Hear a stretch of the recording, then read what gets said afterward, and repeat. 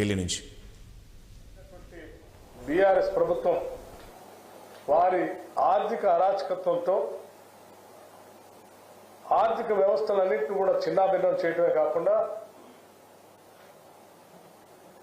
మించిన అప్పులు తెచ్చి రాష్ట్రం పైన పెనుభారం వేశారు. ఈ ఆర్థిక పరిస్థితి నుంచి బయటపడుతూ రాష్ట్ర ప్రయోజనాలను కాపాడుతూనే భవిష్యత్ తరాలకి మేము అందించడానికి కావాల్సినటువంటి ఆర్థిక పరమైన సహాయ సహకారాలను కూడా కేంద్ర ప్రభుత్వం నుంచి ఇదోచికంగా అందించాలని కోరుతూ పెండింగ్ ఉన్న వాటిని రిలీజ్ చేయడమే కాకుండా ఇంకా అదనంగా కూడా సాధ్యమైనంత వరకు ఈ తెలంగాణ రాష్ట్రానికి అందించి ఇవ్వవలసిందిగా వారికి విజ్ఞప్తి చేయడం జరిగింది.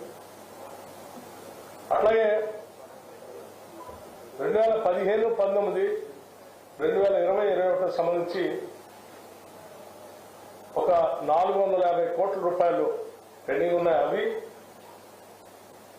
ఇంకొక 2250 కోట్ల రూపాయలు గవర్నమెంట్ ఆఫ్ ఇండియా నుంచి రావాల్సి ఉన్నాయి. ఈ గ్రాంట్స్ సంబంధించి వాటిని కూడా వెంటనే సాధ్యమైనంత మేరకు తెలంగాణ రాష్ట్ర ప్రభుత్వానికి రిలీజ్ చేయవలసిందిగా వారిని కోరటమే కాకుండా రాష్ట్ర ప్రయోజనాల దృష్ట్యా కేంద్ర ప్రభుత్వం నుంచి రావాల్సిన ఇతోచిక సహాయ సహకారాలు రాష్ట్ర అభివృద్ధి కోసం, ఆర్థికంగా నిలదొక్కుకోవటం కోసం, ఇరిగేషన్ ప్రాజెక్టులు పూర్తి చేసుకోవటం కోసం, విద్యా వైద్య రంగాలను బలోపేతం చేసుకోవటం కోసం కేంద్ర స్థాయి నుంచి అందించాల్సిన సహాయ సహకారాలన్నింటినీ కూడా అందించవలసిందిగా వారికి ముఖ్యమంత్రిగా రేవంత్ రెడ్డి గారు, ఉప ముఖ్యమంత్రిగా నేను ఇద్దరు కలిసి వారిని విజ్ఞప్తి చేయడం జరిగింది. దానికి ప్రధానమంత్రి గారు కూడా వాటన్నిటినీ విన్ని సానుకూలంగా స్పందించడమే కాకుండా ఒక కేంద్రం ఒక రాష్ట్రానికి ఏ రకమైనటువంటి సహాయ సహకారాలు అందించాలో తప్పనిసరిగా ఆ స్థాయిలో, ఆ రీతిలో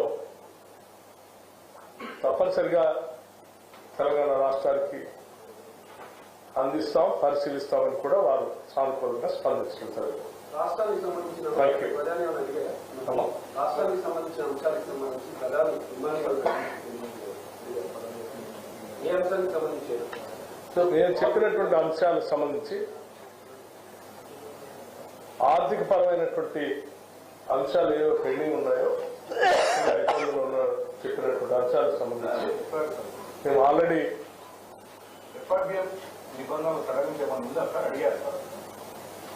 నిబంధనలు సడలించమని కానీ లేకపోతే ఇతరత్ర ఏ రకమైనటువంటి పర్మిషన్స్ గురించి కానీ మేము అడగలేదు.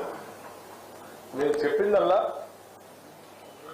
రాష్ట్ర ప్రభుత్వానికి కేంద్ర ప్రభుత్వం నుంచి రావాల్సినటువంటి గ్రాంట్స్ ని, పెండింగ్ ఉన్నటువంటి అంశాలని బైఫర్కేషన్ యాక్ట్ లో మాకు రావాల్సినటువంటి ఆ యాక్ట్ ద్వారా పెట్టినటువంటి హక్కుల్ని, వాటితో పాటు అదనంగా కొన్ని అంశాలని రాష్ట్ర ప్రయోజనం దృష్ట్యా అడిగాం. వాటికి సంబంధించిన కార్పొరేషన్ రుణాలు ఎఫ్ఆర్బిఎం పరిమితులు ఉండడం వల్ల మీకు రాష్ట్రానికి కావాల్సిన రుణాలు రాకుండా పోతాయి కదా, ఇది మీకు ఇబ్బంది కదా, ఇది ముఖ్యమైన అంశం. రాష్ట్ర ఆర్థిక పరిస్థితి గురించి తోచికంగా ఉన్న సమాచారం మొత్తం వారికి అందించారు. శ్వేతపత్రాన్ని రాష్ట్ర శాసనసభలో ప్రవేశపెట్టామన్నటువంటి అంశాన్ని కూడా వారి దృష్టికి తీసుకొచ్చారు.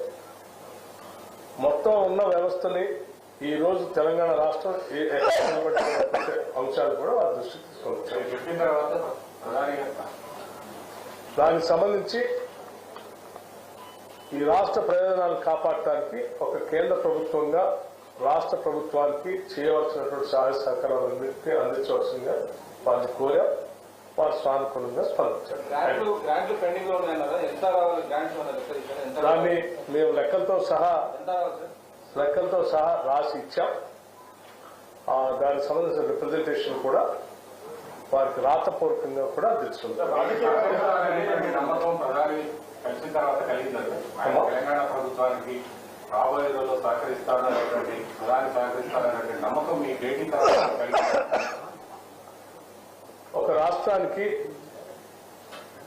కేంద్ర ప్రభుత్వం ఏ రీతిలో సహాయ సహకారాలు అందించాలో ఆ రాష్ట్ర పురోగతికి మీరు అడిగినటువంటి అంశాలు తప్పనిసరిగా సానుకూలంగా పరిశీలించి స్పందిస్తానని ప్రధానమంత్రి గారు చెప్పారు. గత ప్రభుత్వం అవినీతిపై ఆయన దర్యాప్తు చేయాలని కానీ అడిగారు మీరు.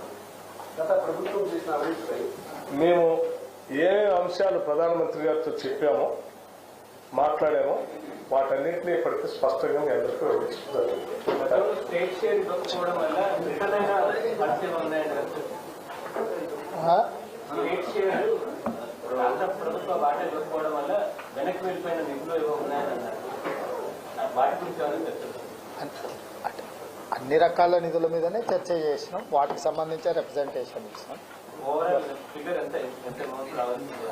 రకరకాల శాఖలలో రకరకాల నిధులు ఉన్నాయి. ఎగ్జాక్ట్ నెంబర్ అనే కంటే శాఖ వైజ్ గా రిప్రజెంటేషన్ ఇచ్చినాం. వాటిని మళ్ళీ ఆ చేస్తాం. రికమెండేషన్ ఇచ్చే వాళ్ళంటే కావాలంటే రాజకీయ అంశాలు లేవు.